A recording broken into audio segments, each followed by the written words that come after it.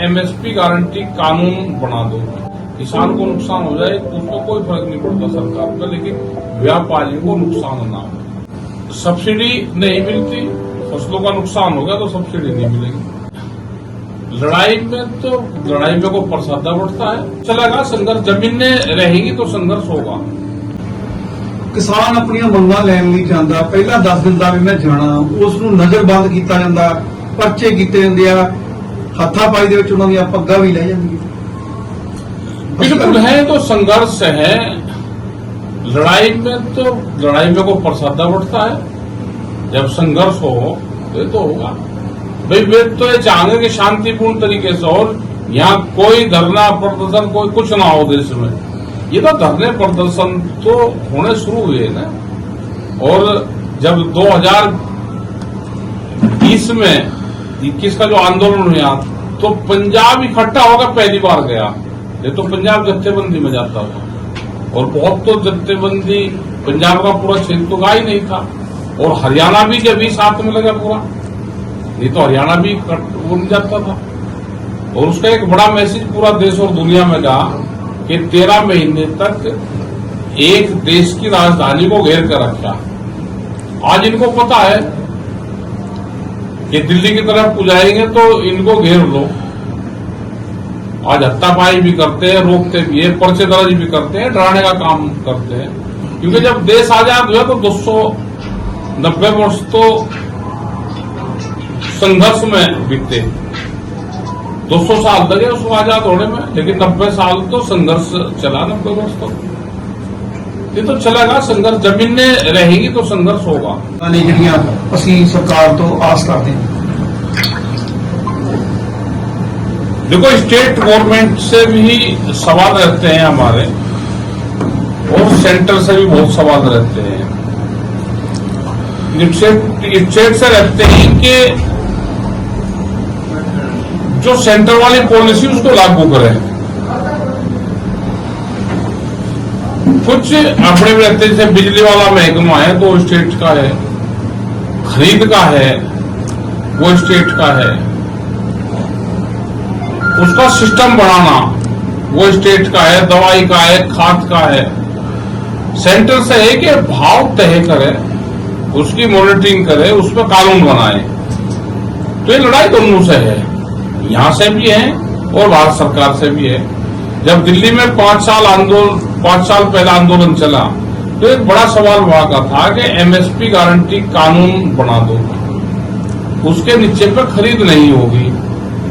लेकिन वो नहीं बनाते, क्योंकि जो व्यापारी है उनको नुकसान होगा, किसान को नुकसान हो जाए तो उसको कोई फर्क नहीं पड़ता सरकार का, लेकिन व्यापारियों को नुकसान ना हो उसका फर्क जरूर पड़ता है। तो वही लड़ाई आज भी जारी है हमारी। सब्सिडी नहीं मिलती, फसलों का नुकसान हो गया तो सब्सिडी नहीं मिलेगी,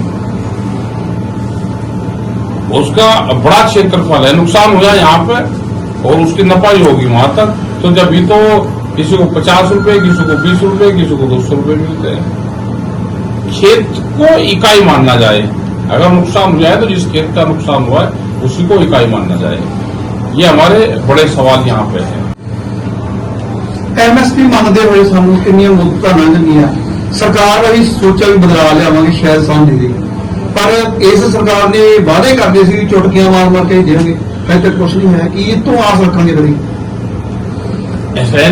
इसे सरकार को जो है, इसे दिल्ली से भी जान बचानी है, इसके पीछे दिल्ली भी है, और किसानों से भी लड़ाई लड़नी इसको। गारंटी कानून बनाएगा सेंटर, जो एमएसपी गारंटी कानून है उस पर सेंटर बनाएगा। लेकिन बहुत जगह स्टेट भी, जैसे छत्तीसगढ़ में है, उड़ीसा है, वो रेट ज्यादा देते हैं। जैसे धान पे वो 3200 रुपए के आसपास देते हैं, यहाँ पे 2400 है, तो 600, 700, 800 रुपए ज्यादा देते हैं कंपटीशन में। वहां सरकार किसी की भी आ जाए, पहले वहां उसमें छत्तीसगढ़ में कांग्रेस की थी, तो वहां पर कंपटीशन ये है कि कौन सरकार ज्यादा पैसे देगी। लेकिन कंडीशन बहुत लगा देते हैं, जैसे अभी हरियाणा में कंडीशन लगा दी। अब गेहूं थोड़ा तुल पाएगा वहां पे, भाई गेहूं हमारे घर पर आ गया और ये सिस्टम रहता है पंजाब हरियाणा का तो सीधा खेत से मंडी जाते हैं हम फसल को घर तक जाती नहीं हमारी फसल, लेकिन उन्होंने कंडीशन लगा दी कि जैसे ये बुजुर्ग है इनके भी अगर पापा होंगे दादा तो उनके नाम जमीन होगी और ट्रैक्टर लेकर जाएगा इनका बेटा, तो आना पड़ेगा उनको। तो बड़ी समस्या आ रही है हरियाणा में तो, और वहां पर पूरे संघर्ष चल रहे, कल वहां पर पूरा रास्ता जाम भी है। बस कुदरती आपदा भी काफी किसानों को ज्यादा आ रही है पंजाब में तो बड़ी आफत तो है। हल किसी का नहीं हो रहा है, किसान मरण को कह रहा है।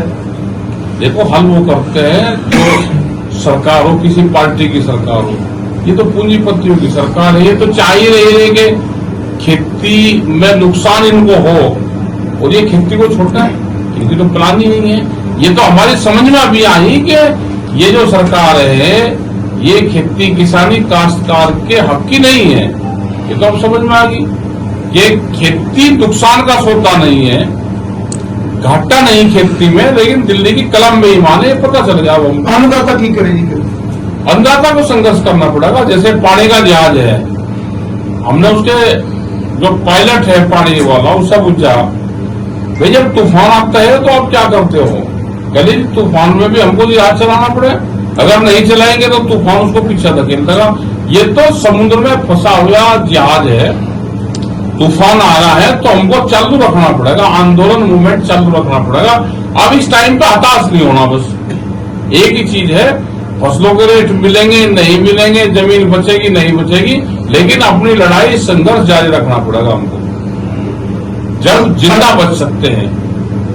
ये तो जिंदा रहने की लड़ाई है, अभी तो जिंदा रहेंगे बचेंगे, जमीन नहीं बचेगी। अभी तो जमीनों की लूट चल रही है, व्यापारी को कहते हैं कि तुम जमीन खरीदो, अब एक बार जमीन, पट्टे की जमीन। अब जो यूपी में, छत्तीसगढ़ में, मध्य प्रदेश में जिसके पास में पट्टे की जमीन थी वो पट्टे कैंसिल लग रहे हैं, 50-50 साल पुराने पट्टे कैंसिल लग रहे अपने। भाई पट्टा 99 साल का हुआ, पट्टा एक बार हो गया, जिसका 12 साल पे कब्जा होगा उसी को लाट हो जाती है, लेकिन वो चिन्हित कर करके उसकी जमीन छीनने लग रही है। ये पूरे देश में प्रॉब्लम हो रही है। अगली रणनीति की है, तो अगली रणनीति है कि अपनी मीटिंगें करो और संघर्ष के लिए तैयार हो।